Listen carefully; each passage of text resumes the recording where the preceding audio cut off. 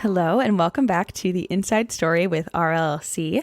Today, we're going to wrap up the second part of our two-part episode with Dr. Lynn Adams, where we discuss behaviors. So if you haven't listened to the first part of this episode, definitely pause this one here and head back over there. Last week, we chatted about behaviors as communication, what behaviors tell us, the difference between a tantrum and a meltdown, and how parents can intervene at home. So today, we will finish up this chat with talking about intervention at school, which if you're an educator, this part of the episode will be super helpful to you. And even for parents, this will help you better communicate to your children's teachers what your child may need at school. So we're very excited to share the rest of this episode with you all, and we hope you all enjoy. A question that came up when we were chatting about this is, what can teachers do in the classroom to help prevent meltdowns? Tantrums are different because I think those are easier, right? They sound like, they'll turn off and on as they come, but yeah. Tantrums are very specific situational. Like I said, you can figure out what the antecedent was pretty quickly. It's Susan's turn to play with that toy. Oh, there's the antecedent. Right. No, you can't have any more ice cream. There's the antecedent. There's it. Yeah, exactly. Those are easier to identify, and we can step away from them easily because we know the child's not going to suffer long-term harm if they have to share a toy, go to bed, and not eat ice cream. I mean, right. I don't know, maybe ice cream should be, I don't know. We'll have to think about it. Ice cream. Ice cream is pretty good. So right. The whole thing for the parents and teachers to know, and I started talking about that, is that they can help the child regulate themselves during the day, particularly for teachers. If you're in a classroom situation, this child has been sitting for 20 or 30 minutes, and because you paid attention, that's about the end of his or her sitting range. Right. Hey, Jana, why don't you move over to the standing desk for a little while? Yeah. Because we know that she likes that. And we know that can give her some relief from sitting in that hard chair. Or, do you have your bumpy seat, which is those wonderful things that OTs put in chairs that help work your core, and they make the chair a little more comfortable or whatever. So maybe we need to know what tools we have available. Right. But we need to know, first off, what the triggers are. If we can get a list in our head of what triggers the meltdown, we know, she's fatigued, she's hungry. I don't know about y'all, but we've recently coined this phrase called hangry. Hangry. Well, if I can get hangry, I'll guarantee you a 5-year-old kid can get hangry. But when they get hangry, it can, if they're hangry on top of frustrated and frightened, then that's that building of that sensory overload or sensory issue. Because hunger is a sensory issue too. That's very much sensory. My mouth wants food. My tummy's rumbling. I feel kind of weird because I haven't eaten anything, or I'm really thirsty, those kinds of things. Mm-hmm. So they know what the triggers are. They need to know what the signs are. So it's not just enough to know, she doesn't like to sit for 20 minutes, more than 20 minutes. I need to know what her signs are for that growing upset. I need to know what what looks like when the meltdown is on its way, because I do want to try and head it off. I do want to try and alleviate the meltdown. I'm going to tell everybody who's listening, you can't always do that. So just you're not a failure if you didn't stop the meltdown. Right. You're a failure if you just said, oh, well, whatever, and walked away. Right. So what you do is you calm yourself, you sit quietly, you make sure the child is in a safe space, and you let them do their thing. If they are accepting of deep pressure touch from you, then you give them deep pressure touch. If they're accepting of, if they want to talk, if they're expressing themselves and want you to talk to them, then you talk to them. But you really have to pay attention to what the child needs, not what you think you ought to do. Right. And that's the challenge for adults, because we're like, I know what to do. No, right. Maybe you don't. So and we need to make sure that we are offering breaks. we don't give kids enough breaks. If we just gave more breaks during the day in the classroom, and a break can mean stand up by your chair and you can do whatever you want I'm going to set the timer for 2 minutes and you can do whatever you want right by your chair. You may see that my kid always jumps. Guess what he's telling you? I needed a sensory break. I needed to jump. And if he's doing that on his own, voluntarily, jumping is a good thing. That's in your toolkit. Tuck that away in your toolkit. Make sure the child's basic needs are met. Like I said, if they're hungry, if they're tired, if they're reaching back and messing with the back of their shirt and they can't seem to attend, go back there and see if somebody forgot to cut the tag out. Yeah. I don't know about you, but none of my clothes have tags in them. No. They're so annoying. They're so annoying. And they get back there and we've all been in a meeting where we're like, I want to attend to the speaker, but I can't because my tag is driving me crazy.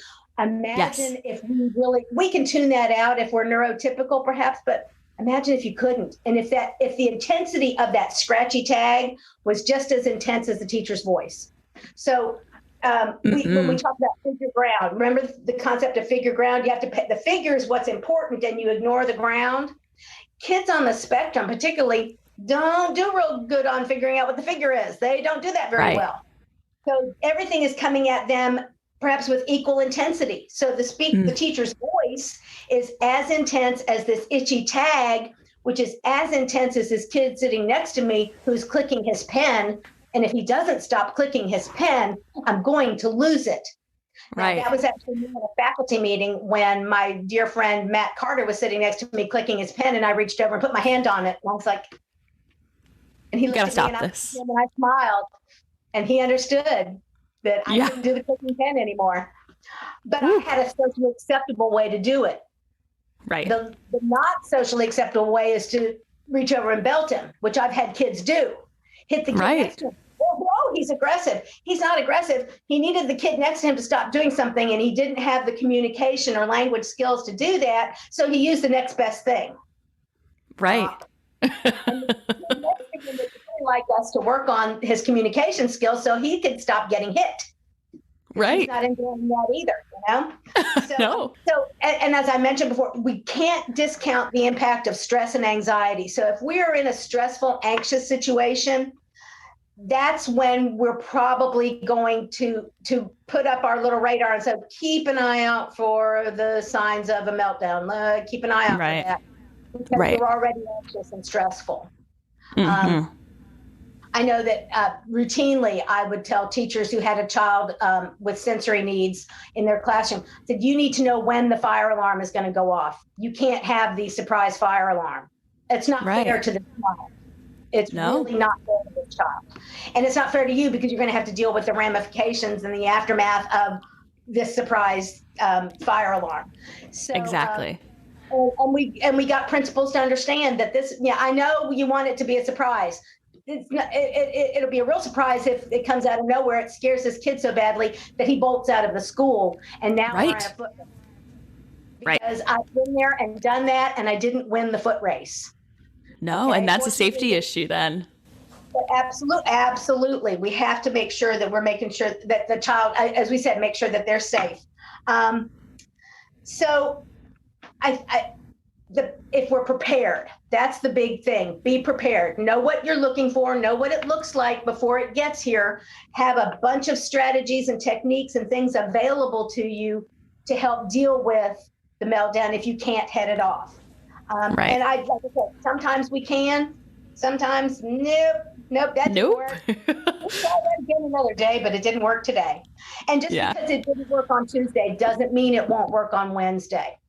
Right. And the reverse of that is true too. Just because it worked on Tuesday doesn't mean it's going to work on Wednesday. So, and that's a source of frustration for parents and teachers because it didn't work today.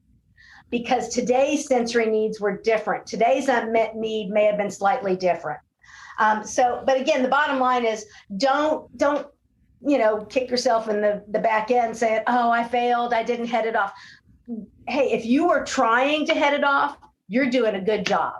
That to me, that's the right thing. Try to head it off. Try to avoid those things that might trigger things. So let's see if there's anything else. I think that's got it. Oh wait, I do want to tell one more story. Can I tell one more story? Please. Yes, of course. Okay. Kind of back to where I said, the teacher would say, "Oh, this is happening for no good reason. It just comes out of nowhere." And I was like, "Okay." Yeah, I always would. I never said, "Oh no, you're wrong." I would go, "Oh, okay. Well, I'm just going to watch." Okay. All right. Right.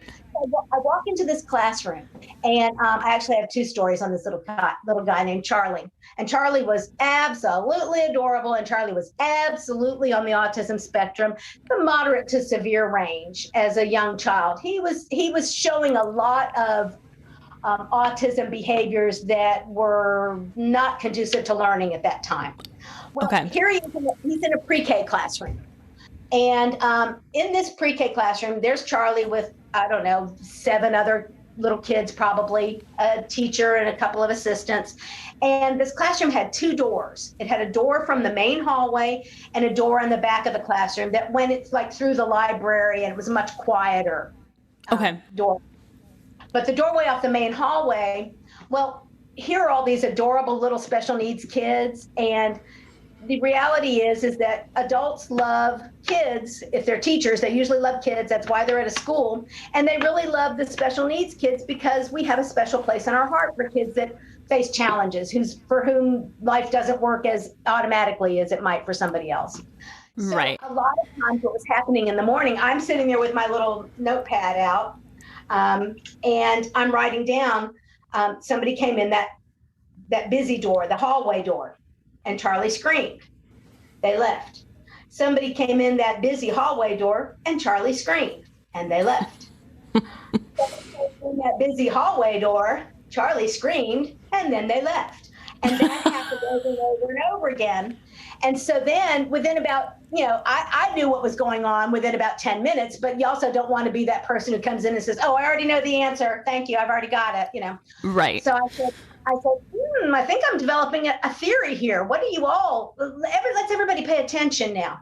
So what we realized was that when the back door that he couldn't see and he really couldn't hear open and close, when it opened and closed, he didn't react to it, or rarely, if ever, did he, because he didn't hear it, he didn't see it. The other door was right there in his line of vision. Now the people are saying, "Well, what is it about a door? I mean, doors open and close all the time." Yes, they do. But guess what a door means? A door means potential change. Right. Oh my God. When that door opens, somebody's either coming in or somebody's going out. Change. Doors mean change. And I knew and that was my hypothesis. And then I was very thrilled to read Dr. Temple Grandin mention exactly that in her book, one of her books, where she said, doors meant change for me and they caused anxiety because I didn't know what was going to be on the other side of that door. Right. I didn't know what was the change going to be and how was it going to affect me. Wow. So I sat down with the teachers and I said, "I'm pretty sure it's this door, not the back door." And they said, "Well, this door, we can't lock it. We can't." I said, "No, but we can stop everybody dropping by to say hello." Right. And greet all the cute little kids. I get it, but it's upsetting Charlie. Right. So we made a rule that said, don't come in the classroom unless you have to. Yeah. If at all possible, come in the other door. Right. Because that's more subtle. And again, we didn't do that until Charlie graduated from high school. We did that temporarily in the pre-K classrooms until we could get Charlie stabilized and feeling safe. And once we stopped using that big door, that noisy door, as we called it all the time, Charlie's behaviors went so low that you couldn't even, you would be like, "He's fine now. He doesn't even care." And then we were able to deal with what doors mean, which is change. But we couldn't deal with that in the moment because he was freaking out and it was happening so often that he would spend sometimes the first hour in the classroom, because that's when people were coming and going so much. He would just sit there and scream and cry. Oh. And he's losing all this learning. Now, let me tell you one more story about Charlie, because Charlie was adorable. The teacher said, "We go out on the playground and Charlie does not listen." And I'm like, "Oh my goodness, well, we have to keep him safe." So Right. I said, what is happening? She said, well, we have a rule that kids can only go about as far as that tree right there. And I'm like, oh, not the fence, not a hard barrier, a tree. I said, okay, well, I think your neurotypical kids may understand that that's the barrier, and maybe Charlie doesn't. That was my first hypothesis. Right. So I said, well, let me see. So we went out on the playground, and Charlie starts walking away, and she's right. He's walking away towards the tree, towards the imaginary boundary. Right. And he says, now watch. She says, Charlie, stop. Charlie stopped, turned and looked over his shoulder, and kept going. And she said, see? And I said, Charlie did exactly what you told him to do. She says, no, He stopped. I said, yes, ma'am. I said, I know what you think you said. You think you said, stop, turn around, and come back. Because when you say stop to every other kid on the playground, they know what you mean. You told Charlie to stop, and Charlie stopped. He even turned and gave you eye contact. Oh, you ought to be grateful for that. And then he went on because you didn't tell him what you wanted him to do. You thought he would understand that because it was inferred. Or it's implied, excuse me. Implied. And it's implied. Yes, it was implied. And Charlie doesn't respond to implication. Charlie can't infer what you mean. Charlie needs you to say, stop, turn around, come back. So she said, really? I said, let's try that. So we played a little bit, and then we let Charlie, stop, turn around, come back. Charlie turns around and comes back. Wow. Now, I could say, golly gosh, oh gee, I'm the best therapist ever. Or I could say, no, you know what it was?